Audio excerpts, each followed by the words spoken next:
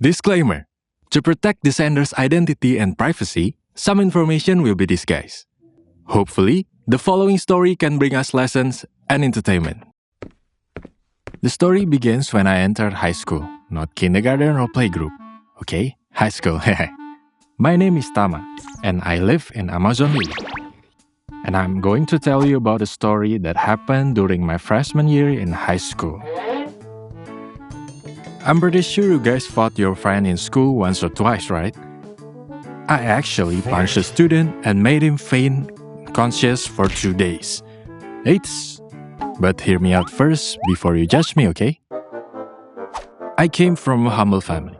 Despite our modest economic situation, I still received the best education from my parents. And currently, I'm actually attending a pretty cool school in Bogor City. So, one morning, as I was about to leave for school, my dad appeared out of nowhere and handed me a small piece of white paper. He said, "Take this, keep it in your wallet, don't lose it." The naive me at the time just accepted it without asking too many questions. Long story short, I took my motorcycle to school, and on the way, I couldn't stop thinking about the paper my dad just gave me. What could it be? A cheat sheet for GTA San Andreas?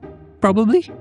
Before I knew it, week after week passed, and I'm starting to become closer to my circle. For your information, my class was divided into several circles. The first circle was made of those who were wealthy and good-looking. The second circle was me and my friends, and the third one was the neutrals. One day, as I was about to leave for school, somehow my father looked at me hesitantly. I don't know why though. Anyway, I left for school that morning. At school, I had a fight with one of my annoying friends. Let's call him Zaki. His dad was in the army, so he was kinda arrogant about it. He teased me for riding an old motorcycle to school, and that got on my nerves. So we ended up arguing. Then, the argument was resolved because a teacher entered the classroom. When it was break time, I went to the canteen with my friends. Suddenly, I realized that I had left my phone in the classroom, so I rushed back with my friends. Let's call him Rofi. When I checked my bag in the classroom, as I unzipped the secret compartment, my phone was gone. Damn it! Where could my phone have gone? I panicked. My only phone was gone.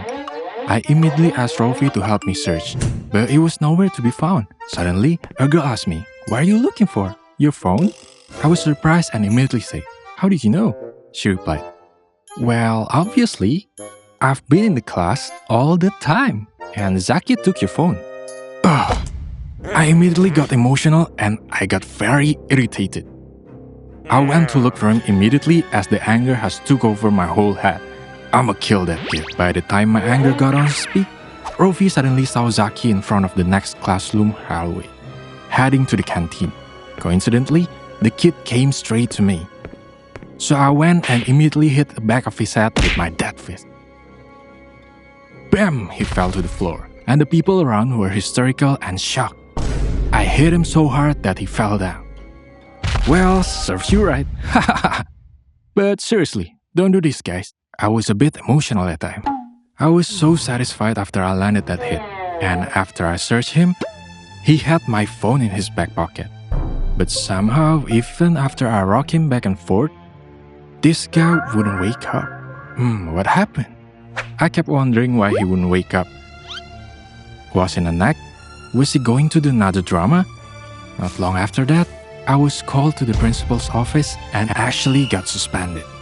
When I returned home, my dad immediately asked me, and surprisingly, he knew what had happened at school earlier.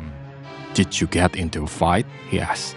I said, "Yeah, because that guy was too annoying, Dad. All night I wondered how he could faint from a punch. Am I that strong?" Actually, I didn't feel terribly guilty because he was the one who started trouble. Well, this is not the first time for Zaki to act this way. And I'm sure it's not just me who was bothered by him.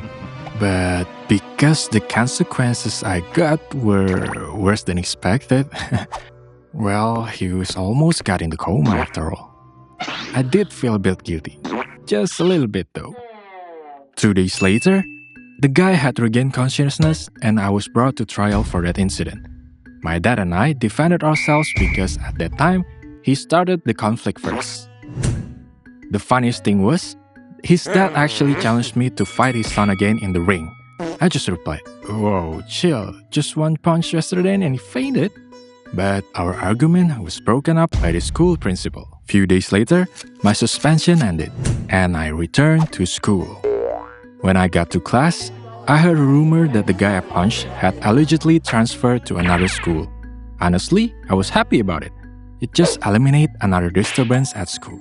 Until now, I still wonder why he fainted immediately back then. I also feel guilty because I couldn't control my emotion, and that's what happened. I was also wondering if that incident is related to the paper my dad gave me at the time. Well, only God knows. If it's because of the paper, maybe I could use this to become an MMA or SmackDown athlete. On the other side, maybe it's just me who couldn't yet to understand about the paper. And I'm sure you guys are also wondering about the paper, right?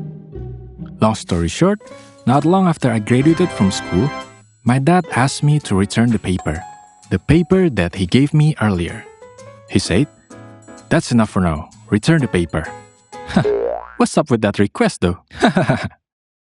My dad then explained the purpose of the paper he gave me. He said it was his way of showing affection for his child.